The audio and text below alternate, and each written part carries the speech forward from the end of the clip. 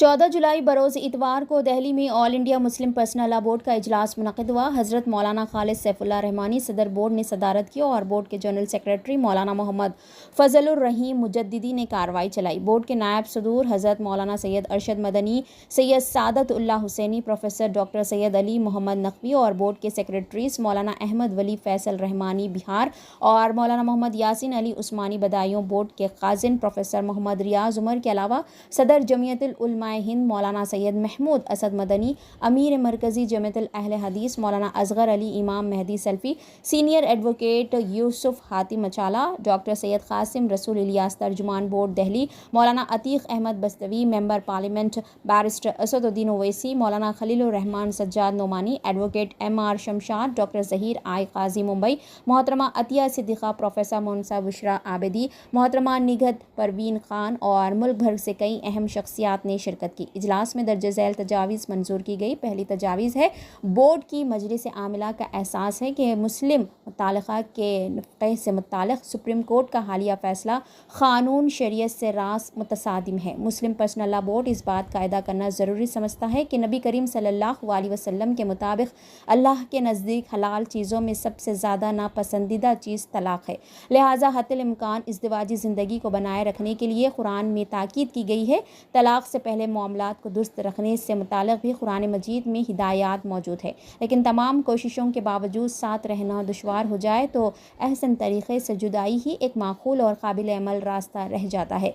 आमिला का एहसास है कि अगर रिश्ते से निकलने को मुश्किल और नाकाबिल अमल बना दिया जाए तो वह ख़वातीन के लिए ही मसाइल पैदा करेगा।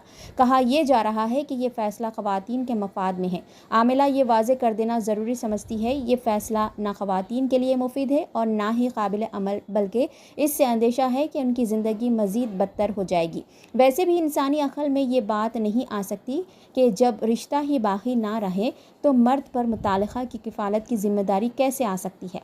मजलिस आमिला सदर बोर्ड को मुजाविज़ करती है कि वो इसके तदारुक के लिए जितनी क़ानूनी और जमहूरी ज़राए मौजूद हों उनको इस्तेमाल करते हुए उसे बदलवाने की कोशिश करें। हिंदुस्तान में जिस तरह हिंदुओं को अपने personal law, Hindu code law के मुताबिक ज़िंदगी गुजारने का हक़ है, उसी तरह मुसलमानों के लिए शरीयत एप्लीकेशन एक्ट 1937 मौजूद है। मुल्क के दस्तूर ने भी तमाम मजहबी इकाइयों को अपने मजहब के मुताबिक आर्टिकल 25 ज़िंदगी गुजारने का बुनियादी हक़ फराहम किया है। नंबर 2, मजलिस आमिला का एहसास है कि हिंदुस्तान जैसे कसीर मजहबी और कसीर सकाफ़ती मुल्क के लिए यूनिफॉर्म सिविल कोड बिल्कुल मौजू और मुनासिब नहीं है। निज़ उसी तरह की कोशिशें मुल्क के दस्तूर की रूह के भी मुनाफी है। अक़लियतों को दस्तूर में जो ज़मानतें दी गई है, यूनिफॉर्म सिविल कोड इसको ख़त्म करके रख देगा। इसलिए ना मरकज़ी हुकूमत को ना किसी रियासती हुकूमत को यूनिफॉर्म सिविल कोड को नाफिज करने की बात करनी चाहिए। ये मुसलमानों के लिए नाकाबिल कबूल होगा। ये इजलास उत्तराखंड असेंबली से मंजूर यूनिफॉर्म सिविल कोड को गलत, गैर ज़रूरी और दस्तूर हिंद में दी गई ज़मानतों के ख़िलाफ़ समझता है। उत्तराखंड UCC में लिव इन रिलेशनशिप को भी जायज़ करार दिया गया है, जो ना सिर्फ अखलाक़न बल्कि मजहबन भी गलत है। बोर्ड ने फैसला किया है कि वो इस कानून को हाई कोर्ट में चैलेंज करेगा। बोर्ड की लीगल कमेटी इसकी तैयारी कर रही है। नंबर 3, औक़ाफ़ दीनी और खैराती मक़ासद के लिए मुसलमानों के दिए हुए मुक़द्दस असासे हैं और मुसलमान ही इसके मुतवल्ली और मुंतज़िम होते और वही इससे इस्तिफ़ादा के मुस्तहक़ भी हैं। इस वक्त सूरत हाल ये है कि औक़ाफ़ की बहुत सी अराज़ी हुकूमत के इस्तेमाल में है। इसलिए इजलास हुकूमत से ये मुतालबा करता है कि वो बाज़ार की शरह मार्केट रेट के लिहाज से उनके इमलाक का किराया अदा करें और मंशा वक्फ़ और क़ानून शरीयत के मुताबिक इस रकम को ख़र्च करें ताकि मुसलमान अपने बुज़ुर्गों की महफूज की हुई इस दौलत से फ़ायदा उठा सकें। इस्लाम का तसव्वुर ये है कि जब कोई चीज़ वक्फ़ कर दी जाती है तो वो अल्लाह ताला की मिल्कियत में दाखिल हो जाती है।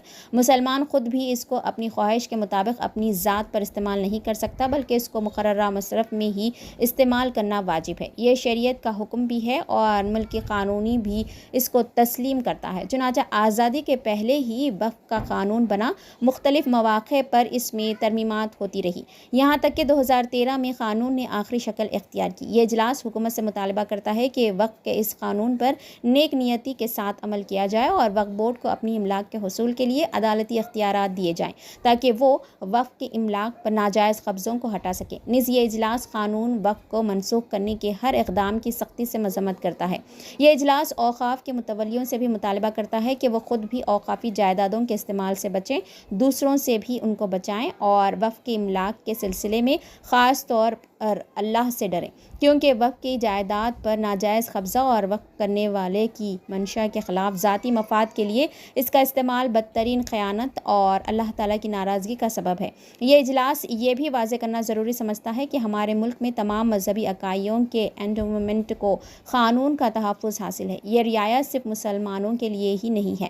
نمبر 4، مجلس عاملہ کا یہ اجلاس وارانسی کی گیان واپی مسجد، متھرا کی شاہی عیدگاہ کے تعلق سے نچلی عدالتوں میں پیدا کیے گئے